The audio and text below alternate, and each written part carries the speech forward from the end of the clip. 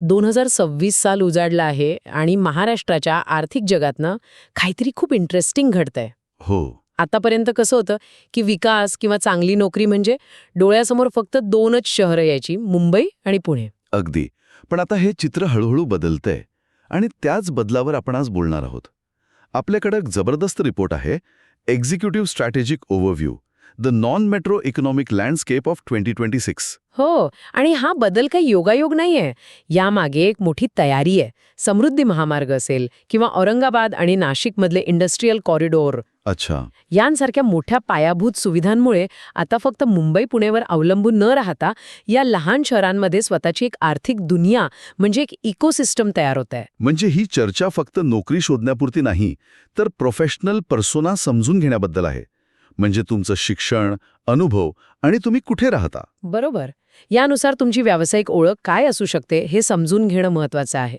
आणि ह्याच रिपोर्टमधला stay and grow हा विचार मला खूप आवडला.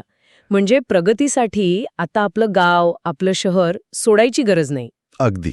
आणि ह्यातलं एक वाक्य तर कमाल आहे की सोलापुरात 25,000 रुपये कमवणं हे मुंबईतल्या 35,000 रुपयांपेक्षा जास्त फायद्याचं ठरू शकतं. हो, हे अगदी शक्य आहे. राहण्याचा खर्च, प्रवासाचा वेळ आणि मानसिक शांतता या सगळ्याचा विचार केला तर. बरोबर. तर हे नेमकं कसं शक्य आहे हेच आज आपण उलगडणार आहोत. नक्कीच. या रिपोर्टमध्ये असे 45 वेगवेगळे पर्सोना दिले आहेत. आपण त्यापैकी काही निवडक आणि महत्त्वाच्या उदाहरणांवर बोलूया. उत्तम.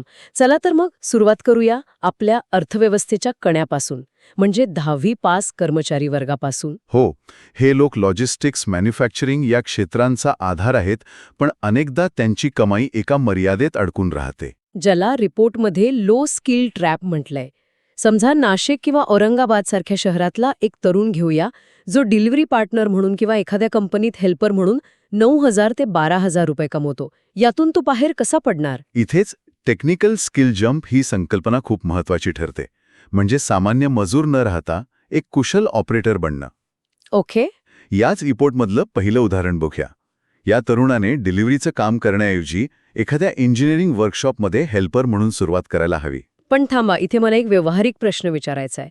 डिलिव्हरीचं काम तर ॲप डाउनलोड केलं की लगेच मिळतं, पण वर्कशॉपमध्ये हेल्पर म्हणून कोण घेईल? खूप महत्त्वाचा प्रश्न आहे.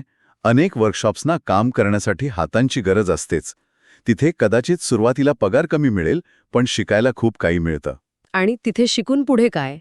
तिथे काम करत असतानाच तो 3 ते 6 महिन्यांचा एखादा वोकेशनल कोर्स करू शकतो.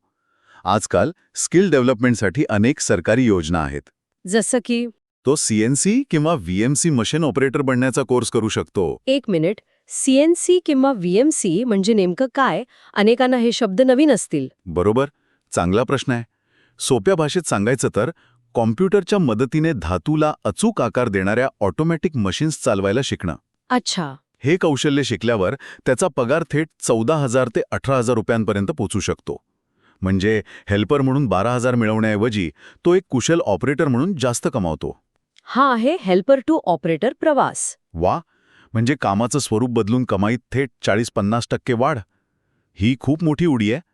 आता ज्यांना या क्षेत्रात 5 वर्षांपेक्षा जास्त अनुभव आहे त्यांच्यासाठी काय? जसं की एक सिनियर ड्रायव्हर जो महिन्याला 18,000 ते 25,000 कमावतो. त्यांच्यासाठी पुढची पायरी आहे मालमत्ता मालकी, म्हणजेच ॲसेट ओनरशिप. म्हणजे स्वतःच्या मालकीचं काहीतरी सुरू करणं. अगदी. दुसऱ्यासाठी काम करण्याऐवजी स्वतःच्या मालकीचं साधन तयार करणं. रिपोर्टमधला तिसरा पर्सोना याचबद्दल आहे. तो कसा?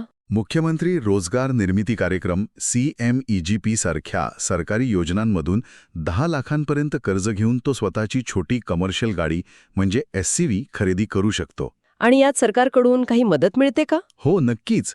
यात 15 ते 35% सबसिडी मिळते, ज्यामुळे कर्जाचा बोजाही खूप कमी होतो. स्वतःच्या गाडीचा मालक होऊन तो स्थानिक MIDC कंपन्यांना लॉजिस्टिक सेवा देऊ शकतो. म्हणजे नोकरी करणाऱ्याकडून थेट व्यवसाय मालक. पण यात धोकाही असेलच की? धोका तर प्रत्येक व्यवसायात असतो, पण 5 वर्षांचा अनुभव असलेला ड्रायव्हर स्थानिक मार्केटला चांगला ओळखतो, त्याचे संबंध तयार झालेले असतात. ह्या अनुभवाच्या जोरावर तो सहजपणे महिन्याला 35,000पेक्षा जास्त कमवू शकतो. खरंय. आता ही झाली शहरांची गोष्ट. ग्रामीण भागात काय परिस्थिती आहे? तिथे तर अनेकदा फक्त शेती किंवा मनरेगावर अवलंबून राहावं लागतं. ग्रामीण भागात मुख्य आव्हान आहे वर्षभर स्थिर उत्पन्न मिळवणं. शेती हंगामी असते की नाही. बरोबर. यासाठी रिपोर्टमधला 9वा पर्सोना खूप महत्त्वाचा आहे. 25 वर्षांपेक्षा जास्त अनुभव असलेल्या व्यक्तीसाठी प्रधानमंत्री सूक्ष्म अन्न प्रक्रिया उद्योग योजना PMFME एक उत्तम संधी आहे. या योजनेत काय करता येतं? या योजनेत 35% सबसिडीवर कर्ज घेऊन गावातच पीठ गिरणी, मसाला कांडप किंवा डाळ मिल सुरू करता येते. अरे वा, म्हणजे गावातील शेतमालावर तिथेच प्रक्रिया करायची. अगदी. यालाच व्हॅल्यू ॲडिशन म्हणतात. आणि यातून महिन्याला 25,000पेक्षा जास्त उत्पन्न मिळू शकतं. हे तर झालं 10वी पास असणाऱ्यांबद्दल. आता त्या वर्गाबद्दल बोलूया, जो अनेकदा पात्रतेच्या सापळ्यात म्हणजे क्वालिफिकेशन ट्रॅपमध्ये अडकतो. म्हणजे 12वी पास किंवा ज्यांनी BA केलंय असे पदवीधर. हो, माझ्या ओळखीत अनेक जण आहेत ज्यांना नेहमी वाटतं की त्यांच्यासाठी चांगल्या पगाराच्या नोकऱ्या नाहीत. शारीरिक श्रमाच्या कामासाठी ते जास्त शिकलेले असतात आणि कॉर्पोरेट नोकरीसाठी कमी पात्र ठरतात. ही एक खूप मोठी आणि खरी समस्या आहे. पण याच वर्गासाठी आता तंत्रज्ञानाने आणि डिजिटल सेवांनी नवे मार्ग उघडले आहेत. ते कसे? यासाठी रिपोर्टमध्ये व्होकेशनल टेक्नॉक्रसी आणि डिजिटल सर्व्हिस डिलिव्हरी असे 2 मार्ग सुचवले आहेत. हे शब्द थोडे जड वाटतात. सोपं करून सांगाल का? नक्कीच. यासाठी लातूर किंवा धुळ्यासारख्या शहरातलं एक उदाहरण बघूया. समजा एक 12वी पास तरुण जो मोबाईलच्या दुकानात सेल्समॅन म्हणून 10 ते 12,000 कमवतो. हो. तो 3 महिन्यांचा ॲडव्हान्स चिप लेव्हल रिपेअरिंगचा कोर्स करू शकतो. आजकाल सेकंड हँड मोबाईल आणि लॅपटॉपचा व्यापार लहान शहरांमध्ये खूप वाढला आहे. बरोबर आहे. हा कोर्स केल्यावर तो एक सामान्य सेल्समन न राहता एक कुशल हार्डवेअर टेक्निशियन बनतो आणि महिन्याला 20,000 सहज कमवू शकतो. म्हणजे एका विशिष्ट कौशल्यामुळे त्याची बाजारातली किंमत वाढते. आणि आर्ट्स पदवीधरांचं काय? त्यांच्या संवाद कौशल्याचा किंवा भाषेवरच्या पकडीचा आजच्या डिजिटल जगात खरंच काही उपयोग होऊ शकतो का? उलट आताच्या डिजिटल युगात त्यांची हीच कौशल्य त्यांची सर्वात मोठी ताकद आहेत. खरंच? हो, आजकाल स्थानिक बातम्यांचे पोर्टल्स, ॲप्स, स्थानिक ब्रँड्स या सगळ्यांना मराठीत चांगला मजकूर लिहिणाऱ्यांची खूप गरज आहे. अच्छा. रिपोर्टमधला 19वा पर्सोना बघूया. खाजगी शिकवणी घेणारा एक आर्ट्स पदवीधर जो 12,000-15,000 कमावतो, तो मराठीत SEO लिखाण शिकू शकतो. SEO लिखाण म्हणजे गुगलवर वर दिसेल असं लिखाण. अगदी बरोबर. आणि त्यासोबतच कॅनव्हासारखे सोपे ग्राफिक डिझाईन टूल्स शिकून तो स्थानिक व्यवसायांसाठी सोशल मीडिया एक्झिक्युटिव्ह किंवा कंटेंट रायटर म्हणून काम करू शकतो. आणि यामुळे त्याच्या उत्पन्नात किती फरक पडेल? त्याचं उत्पन्न थेट 20,000 ते 25,000 पर्यंत वाढू शकतं, घर बसल्या किंवा पार्ट टाइम काम करूनही. हे खूपच छान आहे. आता वळूया कॉमर्स आणि सायन्स पदवीधरांकडे. GST आणि डिजिटल बँकिंगमुळे या पदवीधरांसाठी संधींचं एक नवीन जग उघडं झालंय असं म्हणतात. अगदी खरंय. यालाच अर्थव्यवस्थेचं औपचारिकीकरण म्हणजे फॉर्मलायझेशन म्हणतात. आणि कॉमर्स पदवीधरांसाठी सर्वात मोठी संधी आहे इंडिपेंडंट प्रॅक्टिसमध्ये. म्हणजे स्वतःची प्रॅक्टिस सुरू करणं. पण त्यासाठी तर CA व्हावं लागतं ना? नाही, अजिबात नाही. रिपोर्टमधला पर्सोना 29 याच गैरसमजाला दूर करतो.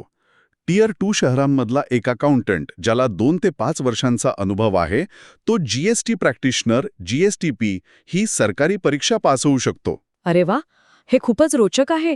म्हणजे CA न होताही तो प्रॅक्टिस करू शकतो. हो, ही परीक्षा उत्तीर्ण झाल्यावर तो कायदेशीररित्या MSME आणि छोट्या व्यापाऱ्यांचे GST रिटर्न्स फाईल करू शकतो.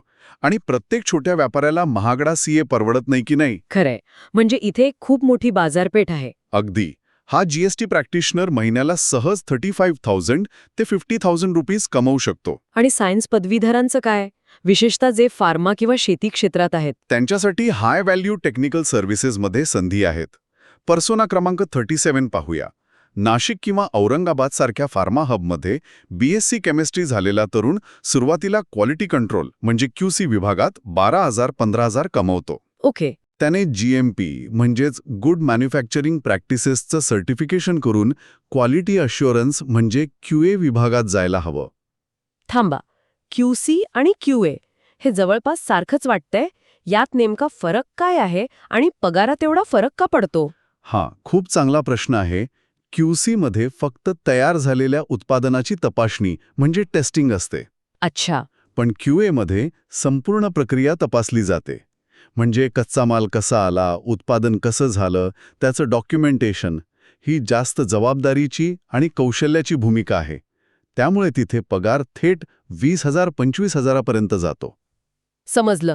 म्हणजे फक्त प्रॉडक्ट तपासण्याऐवजी संपूर्ण सिस्टम सांभाळायला शिकणं महत्वाचं आहे. पण ग्रामीण भागातल्या सायन्स पदवीधरांचं काय? त्यांच्यासाठी तंत्रज्ञान थेट शेतात पोचलं आहे.